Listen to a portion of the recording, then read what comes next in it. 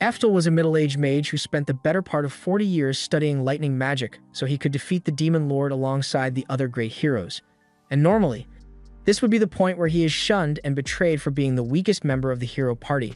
But for once, the people of the kingdom are actually grateful for his contribution.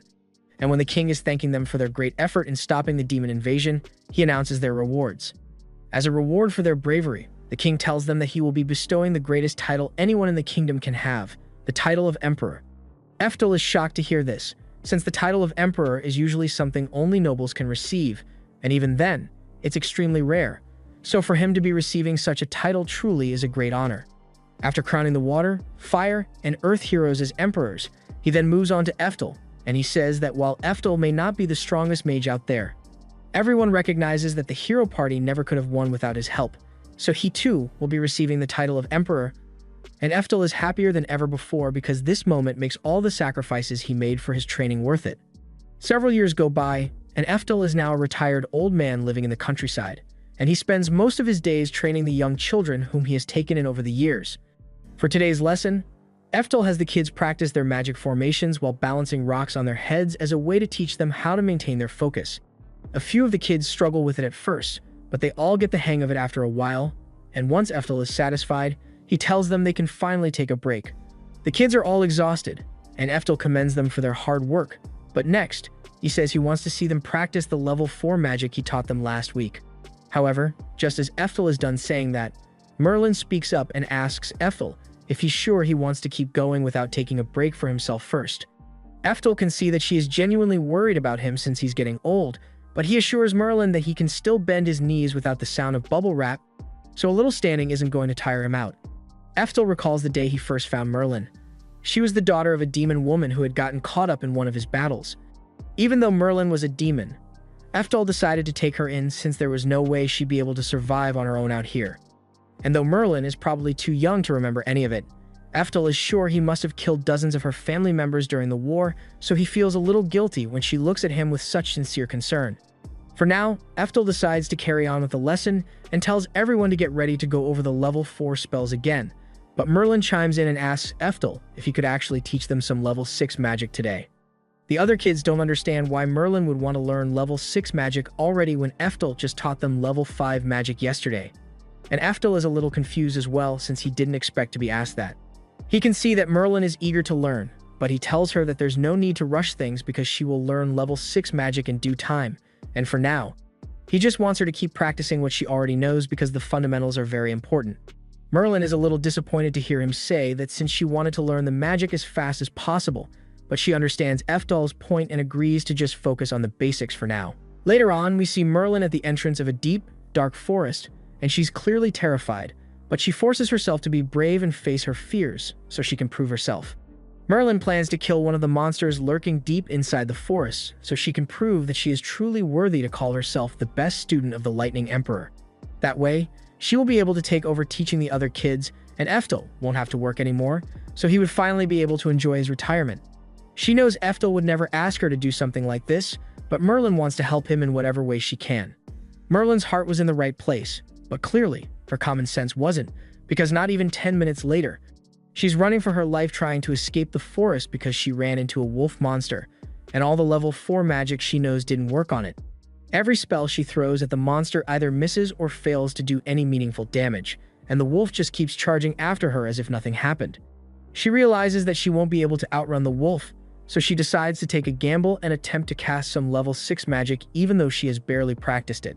Merlin begins the chant for the spell, and despite the fact that the wolf is still charging at her with deadly intent, Merlin manages to stay focused the entire time and complete the spell, firing off a massive thunderbolt at the wolf. Merlin is extremely relieved that she actually managed to complete the spell, and she is convinced that she successfully beat the wolf, but to her horror, the wolf runs right through the blast without suffering a single scratch and knocks her to the ground. It then slowly walks up to Merlin, but as it is about to eat her, the monster is suddenly struck down by a proper bolt of lightning. Merlin is overjoyed when she hears the crackle of lightning because she knows that means Eftel has come to save her. But that smile quickly fades once she sees how angry Eftel is since he had specifically warned her not to go into the forest. Merlin shrinks back with guilt and apologizes for her foolishness. Eftel begins lecturing Merlin on how she needs to stop trying to rush everything because power that isn't fully perfected before use cannot be called true power at all. He reminds her that even the most powerful magic becomes useless if the person casting it doesn't properly understand it. While Eftel is in the middle of his speech, the wolf monster suddenly gets back up and appears behind him, but Eftel doesn't even turn around to face it. He just casually tells it not to interrupt while he's in the middle of teaching his student a lesson, and then he proceeds to hit it with some level 10 magic, incinerating the wolf in an instant. A little while later, Eftel brings Merlin back home, and she still can't believe how amazing and awe-inspiring Eftel looked when he used that level 10 spell earlier. But Eftel tells her to hurry up and get to bed because she has had a long day. Merlin agrees, and she's about to go get ready for bed, but all of a sudden, Eftel falls to his knees and begins spitting up blood. Merlin rushes over to his side because she's worried about him, and Eftel apologizes for letting her see him like this since he knows she looks up to him. But Merlin reveals that she already knew about Eftel's sickness. She had noticed it a while ago, and that's why she was working so hard in hopes of becoming Eftel's successor so he won't have to put so much strain on himself. Eftel is ashamed to realize that his condition is what drove Merlin to become so reckless in the pursuit of power, but he tells her he doesn't have much time left, so he can't afford to waste a single minute resting. Merlin doesn't understand why Eftel is still so insistent on working even though he is so sick, so Eftel explains that he wants to be the one to teach the next generation of mages like Merlin and the other kids. There was once a time when Eftel wanted to become the strongest mage of all time, but he has already accepted that that's never going to happen, so he is doing his best to nurture the next generation. Merlin doesn't understand what Eftel means by that since he is clearly super strong, and Eftel is aware that he is indeed more powerful than most mages, but he stands no chance of ever reaching the top since the other emperors are all younger, stronger, and more talented than he is. The next morning, bright and early, one of Eftel's students comes knocking on his door to tell Eftel some really good news. Apparently, the Flame Emperor just published his research on a method to accurately discern a mage's magical aptitude. Eftel is shocked to hear this and snatches the paper to have a look for himself. And sure enough, the research paper does detail the perfect way to test a mage's aptitude. Eftel is impressed that the Flame Emperor was able to come up with something like this because it is a groundbreaking discovery, and Eftel really wants to try it out, so he calls for everyone to gather. A little while later, everyone meets in the lab to perform the aptitude test, and after preparing all the materials that the research said are required, Eftel decides to start by checking Merlin's aptitude. To do so, he places 4 strands of her hair in the 4 different test tubes, and after a little while, they all change color, with the blue and green test tubes shining especially brightly. According to the research, a glow this bright means Merlin possesses S-rank talent in both water and wind magic, which everyone thinks sounds about right for someone as talented as Merlin. As for the duller red and brown vials, they mean she has B and C-rank talent in earth and fire magic. While everyone else is talking about how cool this is, Eftel realizes that this test is indeed 100% accurate because it matches up perfectly with everything he has seen from Merlin's training since she was a baby. Currently, the only way for mages to discover their aptitude is to practice all forms of magic until eventually 1 or 2 forms surpass the rest. But with this method, it should be possible to appraise a mage's magical talent right from birth so they can optimize their training to become stronger than they otherwise would have been. Since this test seems to be the real deal, Eftel says he wants to try it next, and at first, Merlin doesn't see the point in doing so since they already know he is the Thunder Emperor. But Eftel wants to find out if he ever truly had what it takes to become the greatest. Over the years, he has had to work several times harder than everyone else just to keep up with them, and when the test is complete, Eftel finds out why. It's because he has absolutely no talent whatsoever. Eftel is left in utter shock because the vials remaining clear means that there isn't a single shred of magical talent in his body, and at first, Eftel completely rejects the result and assumes he must have made a mistake in the steps for the appraisal, but no matter how many times he tries it, the results remain the same. He is forced to come to terms with the fact that the reason he never reached the heights of the other emperors isn't because he simply didn't try hard enough. It was because he had been forsaken by the spirits altogether. The sense of betrayal he feels is so profound that he ends up suffering a heart attack and falls to the ground. Sometime later, Eftel has become bedridden as his condition worsens, and in his final moments, he is left cursing how unfair his life was because he kept hoping and believing that if he worked hard, he would be able to become the greatest mage of all time, but it turns out that his dream was doomed from the start. Shortly after, Eftel finally dies, but upon his death, his second reincarnation skill activates, and he is brought up to the heavenly realm to meet the goddess of reincarnation. Eftel had completely forgotten that he even had that skill in the first place, since he was first reincarnated into this world over 50 years ago, and now he kind of feels silly for crying on his deathbed a moment ago.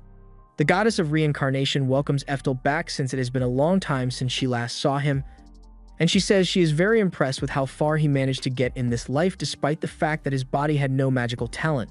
But that aside, it's time for Eftel's second reincarnation. So the goddess asks him if he'd like her to grant him a cheat 2 times growth skill, so he won't have to suffer from a bottleneck next time. But Eftel says there's no need for that since he already has all the magical knowledge he will need to reach heights he never could in his past life. The goddess more or less expected that kind of answer from Eftel since that's the kind of guy he is, and since he is all set, she proceeds to reincarnate him into his new life.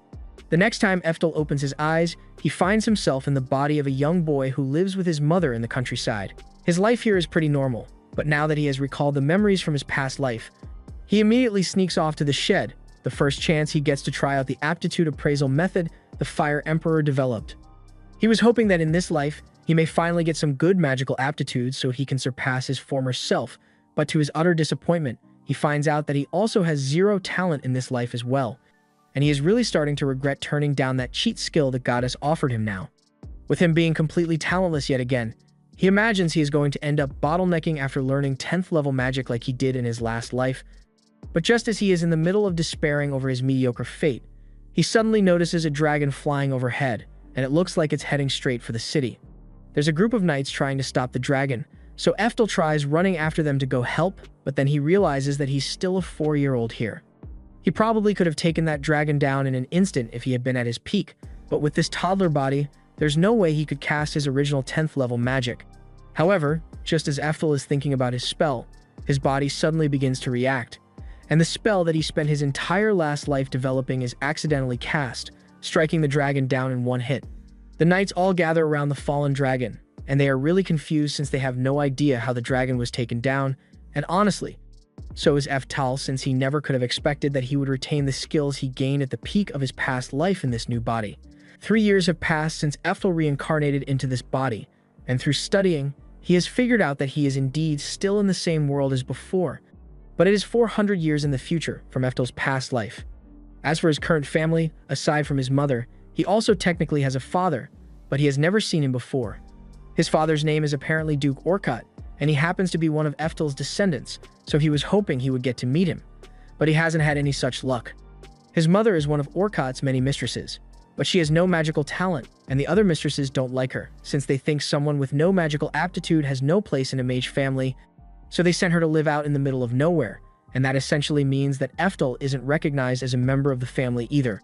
Fraser notices Eftel looking sad, so he apologizes for how he is being treated, and he says he would like to convince Orkat to change his mind, but so far, it hasn't been easy. Fraser treats Eftel as though he were his own little brother, but in reality, Fraser is only Eftel's half-brother since Fraser is actually the second son of Orkat's legitimate wife.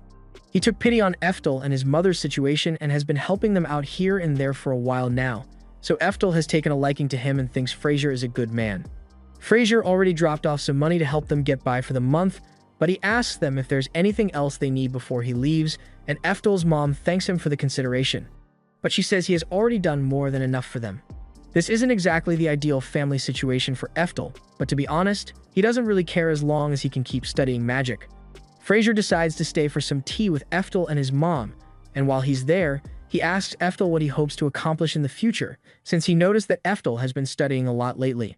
Eftel perks up when Fraser asks that question, so he's about to tell him that he wants to dedicate his life to studying magic, but his mom covers his mouth and tells Fraser that since Eftel has no magical aptitude like her, she was hoping Fraser would help him enroll in military school.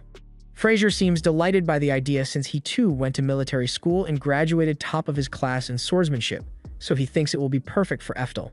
In fact, since he has some free time right now, he asks Eftel if he would like to go around back and practice some swordsmanship in the meantime, and before Eftel gets the chance to respond, his mom says she'd love that. A little while later, Eftel is out in the backyard with Fraser, and Fraser is running him through some basic swordsmanship drills. Eftel is going along with it for now since he can see how excited Fraser is that he's going to military school like him. And he is sure part of it is because Fraser is being considerate of Eftel's lack of magical talent, but Eftel is sure of what he wants, so he tells Fraser he wants to study magic. Fraser looks at Eftel with pity in his eyes because he thinks he's just being delusional, and he tries to explain to him that there's no shame in accepting that there are some things you just aren't good at. But Eftel insists that he wants to go to the Magic Academy no matter what, so Fraser proposes a challenge. He tells Eftel he is going to cast a spell, and if Eftel manages to replicate it, he will be allowed to attend the Magic Academy. Eftel is excited since this seems like an easy test to him, but internally, Fraser is feeling guilty about doing something so cruel to Eftel because he believes there's no way Eftel could ever cast magic. So this is his way of getting Eftel to realize that there's no way he can study magic without any magical aptitude. Fraser begins casting a wind spell, but to Eftel's confusion, he sees Fraser using a chant and doing some weird dance to cast the spell. By the time Fraser is done, he casts a wind slash that cleaves a tree right down the trunk, and he is impressed with himself because casting a spell like that takes a lot of effort. He assumed Eftel would be left in awe after seeing his performance, but Eftel doesn't seem impressed at all. He then proceeds to wave his hand and cast a wind spell of his own. Only, Eftel's spell is much stronger than Fraser's and casually clears a large section of the forest. For a second, Eftel is worried he messed up because Fraser asked him to replicate the spell he cast, and while Fraser's spell was only level 2, Eftel got carried away and made his spell level 4. Fraser is left absolutely speechless when he hears that what Eftel just used was level 4 magic because, in this day and age, level 4 spells are seen as advanced magic, and he doesn't understand how a 7-year-old like Eftel was able to learn something like that. Eftel is a little confused by what Fraser just said because he clearly remembers level 4 magic being classified as low-level magic back in his day, and he can still go all the way up to level 10, so there must be something wrong here. Hearing Eftel say he can use level 10 magic is too much for Fraser's brain to process, so he ends up passing out, and judging by his reaction, Eftel is starting to wonder what this era's magic is really like. He takes Fraser up to his room so he can rest, and while he's there, he starts reading some books to figure out where this world stands in terms of magic. It turns out that, for some unknown reason, magic has severely declined over the past 400 years, to the point that something as basic as incantationless spell casting is basically a lost art. A few moments later, Fraser wakes up, and he's still freaking out about Eftel being able to use such strong magic, but Eftel manages to gaslight him into thinking that when he cast his spells, he destroyed the tree and accidentally had a piece of wood fly into his head out of nowhere and knock him out, so everything he thought he saw must have been a hallucination. The reason Eftel went through all the trouble of convincing Fraser that he must have been hallucinating is that if the magic of this world really is of such a low level, he would cause a national incident if he were to reveal his power. So he decides to keep it hidden for now and study magic in secret while pretending to agree to go to military school. Or at least, that was the plan at first, but during training, Eftel kept getting beaten by Fraser so many times that it infuriated him, and he began genuinely wanting to improve at swordsmanship just so he could get back at Fraser. By the age of 10, Eftel had fully embraced swordsmanship, and his skills had gotten to the point that he could now dice up a log mid-air with nothing but a wooden sword. Sure, magic is cool, but using a sword is pretty fun too. And now that he thinks about it, becoming a magic swordsman is an option, so he can just train both at the same time. A little while later, Fraser shows up looking for Eftel because it's time for their usual training session, and Eftel says he will be right there. But it turns out that Fraser happened to have something special planned for today's training session. He says he brought a guest instructor along today, and as he says this, Eftel notices that it got really dark around him all of a sudden. He then turns around to find an absolute mountain of a man standing behind him, and he is startled at first because he wasn't expecting to see someone like him. But Fraser introduces him as Moria and explains to Eftel that he is going to be his special sword instructor. Moria is the retired captain of the Knights, so he is incredibly skilled with a sword, and he wants to go up against Eftel since Fraser has been bragging about him non-stop.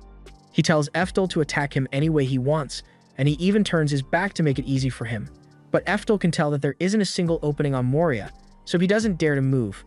Moria gets bored of waiting for Eftel to make the first move, so he decides to strike first, and Eftel just barely manages to evade the strike. But Moria isn't impressed so far because any novice swordsman could have done that. Eftel knows there's no way he's going to be able to contend with someone like Moria in terms of strength with his current body, so he casts physical enhancement on himself.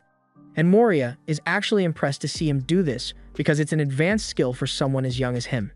This is one of the reasons Fraser thought Eftel was so special, because despite the fact that, as far as Fraser knows, Eftel is incapable of using magic, he noticed that Eftel has quite a bit of mana in his body, and he can control it just as well as any mage can, which is why he is able to use physical enhancement so effortlessly. Eftel may be struggling against Moria right now, but in truth, if he wanted to, he could have taken Moria out immediately by using magic. But he's trying to keep his magic a secret, and besides, he doesn't want to win like that. He wants to win through the merit of his martial arts skills. He charges back in against Moria, but Moria counters with a heavy slash, and though Eftel manages to block it, he is still being pushed down under the weight of the slash. Moria thinks this is checkmate since, even with the physical enhancement, Eftel isn't strong enough to overpower him in a head-on confrontation. But to his surprise, mid-clash, Eftel suddenly swings his sword to the side, causing Moria to slip forward, and Eftel then proceeds to use Moria's momentum against him to judo throw him to the ground. Moria can hardly believe what just happened, but he is man enough to admit when he lost fair and square, so he congratulates Eftel on his victory and tells him he passed the test. Eftel doesn't know what he's talking about since he thought this was just a regular friendly sparring match. But Fraser explains that he actually brought Moria here to test him, because Moria is the headmaster of the military school, and since Eftel managed to beat him, he has earned himself guaranteed admission. That said, he's going to have to wait until he turns 15 to attend. Some time goes by, and Fraser is over at Eftel's house again when a big thunderstorm rolls in. He thinks it looks pretty bad out there, so he asks Eftel's mom where Eftel is, and she tells him that Eftel is still out there training, and that he probably isn't going to return since he never comes back early, even when the weather is bad like this. Meanwhile, on Eftel's end, he is out in the forest practicing his level 10 spells, and he is a little frustrated since he is a little slower in terms of casting time than he'd like to be. So he still has a lot of work ahead of him. And he loves rainy days like this because it gives him the opportunity to train his magic without drawing suspicion, since everyone will just assume it was a regular thunderbolt. However, he failed to account for the possibility that someone might come looking for him because a moment later, Fraser comes running up to him, and he is terrified because he just saw that terrifying bolt of lightning strike near Eftel. He asks him if he's okay, and Eftel says he is fine, but Fraser begins lecturing him on how important it is to make sure he doesn't get hurt because he will be enrolling in the military school next year. Hearing Fraser talk about military school reminds Eftel that he doesn't have much time left, and though he hasn't discussed this with his mom or Fraser, he has decided that he can't go to military school. He understands that with magic aptitude tests being common, it will be hard for him to get into the magic academy, but he still wants to give it a try. But he doesn't know how to explain that to Fraser and his mom, so he has decided to leave home right before he's set to join the military school. But just as he was thinking this, Fraser suddenly said he had some good news for Eftel because, after hearing of how skilled Eftel was with a sword, his father finally decided that he wants to see him. Eftel personally didn't really want to meet his father at this point since he had already been ignored for 14 years, so whatever relationship he had hoped to cultivate was already dead. But he can see how happy his mom and Fraser are about it, and he doesn't want to make them sad, so he agrees to the meeting. However, he soon comes to regret that decision because he finds out that his father is an absolute jerk. He never once stopped thinking of Eftel as a failure, and the only reason he called him here was to tell him that he will no longer be paying any child support for Eftel, since he got a scholarship to the military school. And while he's here, he also asks one of his other sons to have a sparring match with Eftel, intending to have him injured just because he doesn't like him. This was the end of episode 2. Subscribe to not miss the next part.